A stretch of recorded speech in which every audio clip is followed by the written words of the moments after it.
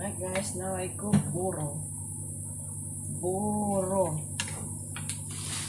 Buro. Hipon. Pinuro ko pa noong isang araw. So this is very ready na siya.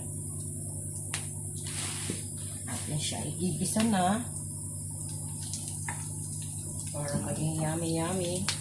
Una, maglagay tayo ng sibuyas.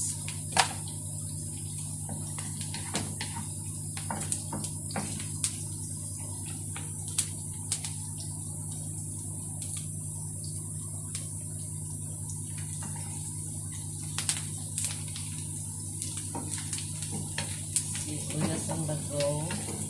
Pa-brown natin ng konti. At kung ito ay medyo malata-lata na. Naglata-lata na siya. At nag-iiba ng kulay na para na siyang zombie. Lalagyan po natin guys ang bawang. This is the bawang, the garlic. Put aside natin ito.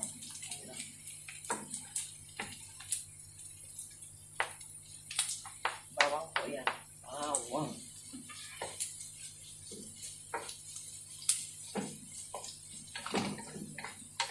Natin siya ngayon. Isasama.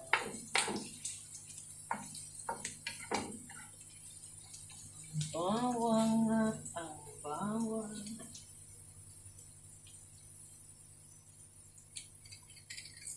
Pinatang ko ang luya. Although may luya na po yung pagpuro ko kanina, pero mas masarap pa rin yung kasama mo ginigisa sa ating bango ng bawang. Namay ko ng kanyang aroma. Mabango kasi siya ay nadikdik mabuti. Tapos yung kanyang amoy bawang. Okay. Uy, wala na ating bawang. Sarap na. Sarap na.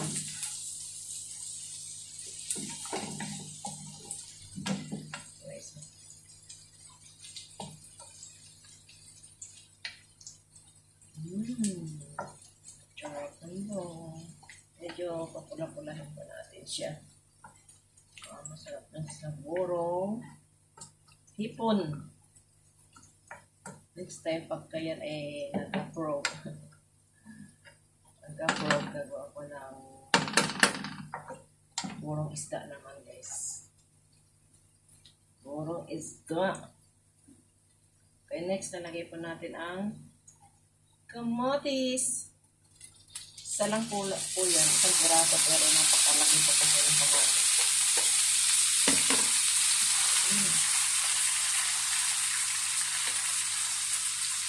Kamatis, sibuyas, bawang at luya.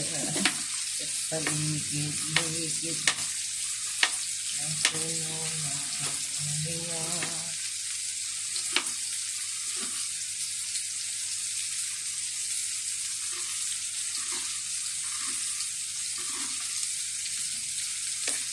Ito ay yan natin ng konting manahimik muna yung kamatis. Mamaya natin siya ikot-ikotin. Mamaya natin siya inimekos siya.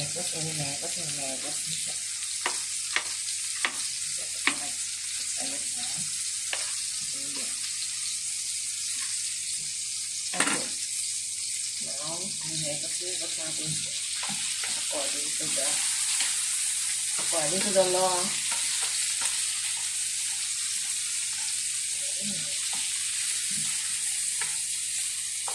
Ang bango ng ating buro. Okay. Sabi lang na ano yung kamatis ay yung sibuyas at saka yung bawang. Hindi sirap-sirapin natin siya. Pwede siyang lumambot. Okay sa gitna. Para itong mapera-pera. Mapera-pera.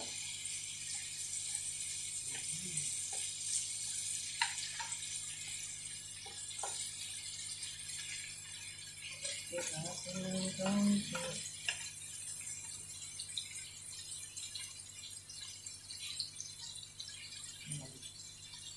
Medyo perak-perak na.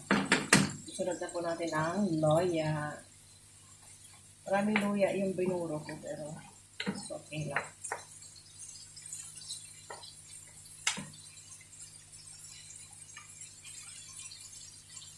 Tiratin natin ang kamatis para yung tapas niya ang lalo sumarap.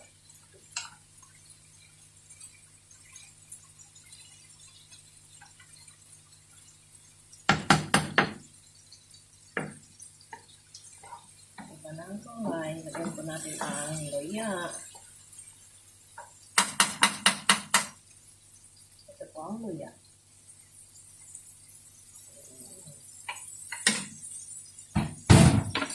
Loya.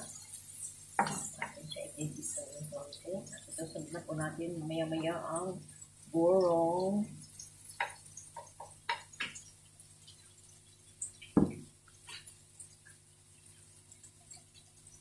Sarap. Sarap ng burok. Oh my God.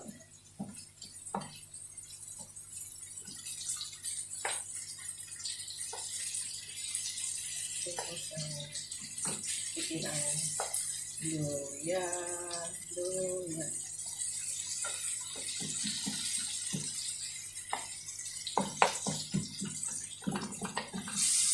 Samahan natin siya. Napakaraming luya po kasi yung luya doon sa burong kung hipon. Meron din po siya doon para hindi siya masyadong mabako.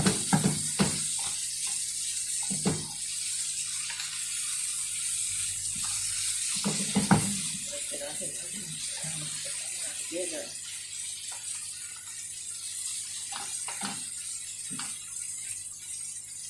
Ang natin ay burong hipon.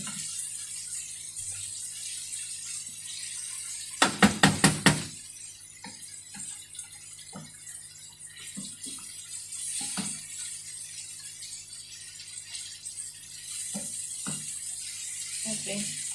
Lagyan na po natin ang binurong hipon. So guys. Ready? Lahat. Lahat po natin lalagay. Pwede na natin siya lahat. Kanyaan na muna natin ang apoy.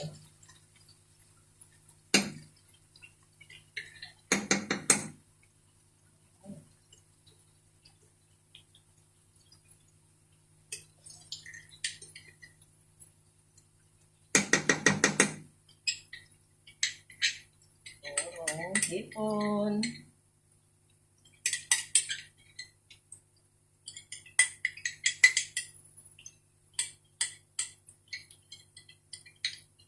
Sa ito natin ang time. Tayong dahilan.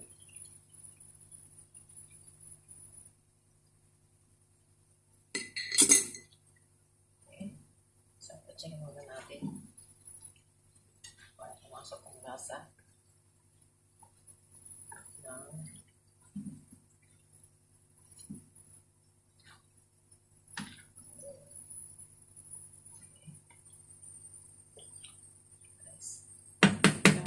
Ng pampalasa. I mean, paminta. Yes, paminta.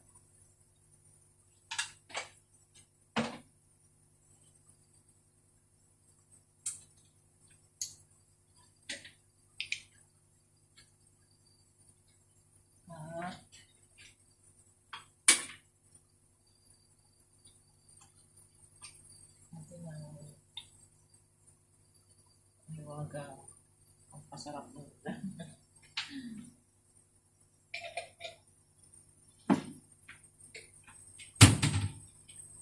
Na konting tubig. maluto niya yung hipon. Ay, yan, napakasarap. Natin na konti mo. Konti rin. Ano pa? Hiwagang pampalasa. Okay. Wow. That's it. Imimekos-mekos natin ang buro. Para hindi lang siyang one side ang masa niya.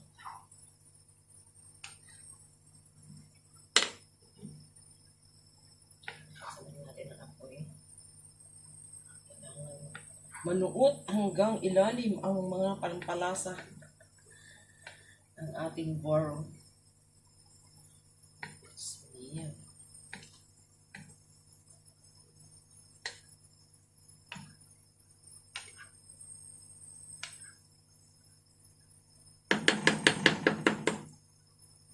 Hindi po na natin lalagyan ng asin kasi ito ibinuro natin sa asin. Siya ay binuro sa asin kaya hindi natin lalagyan ng asin.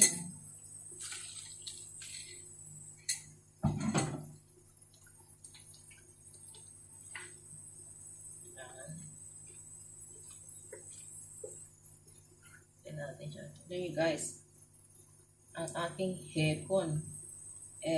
Malalaki kasi binili kong hipon. Look. Kita. Na-preserve yung hipon, tumigas. Kaya yan ang tsura niya. Diba?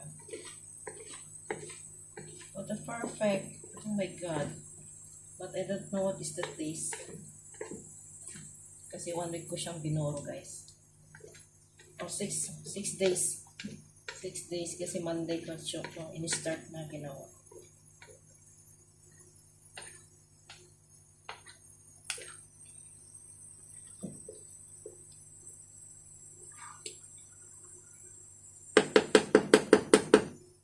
Kaya, halo-halo lang. Masarap ito guys. Pero, I will taste it later.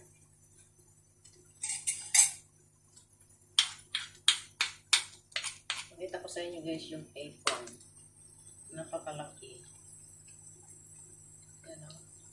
Kasi purong hepon siya ginawa. Ito.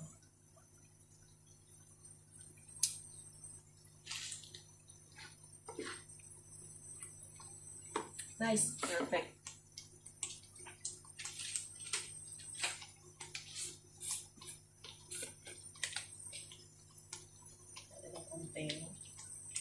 Pampasarap. Ang kulang ng tubig. Tubig. Okay, nanonoot. Nanonoot.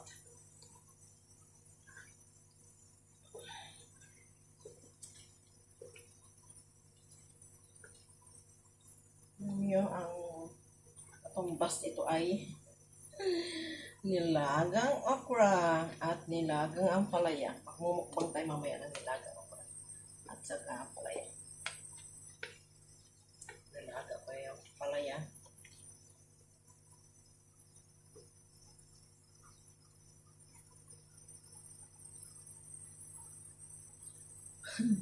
Ito nilugaw. Ito po ay puro konting masamasahin pa. Dagdagan ko ng tubig. Ito pa malapot-lapot guys.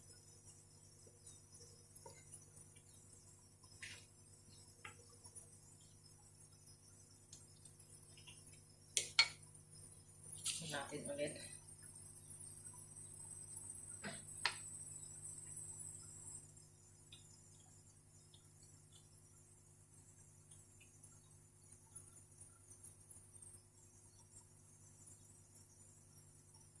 Okay siya.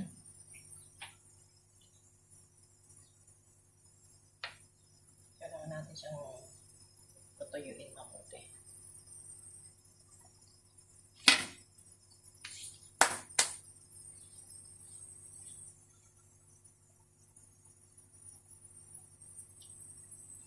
Okay guys, that's it.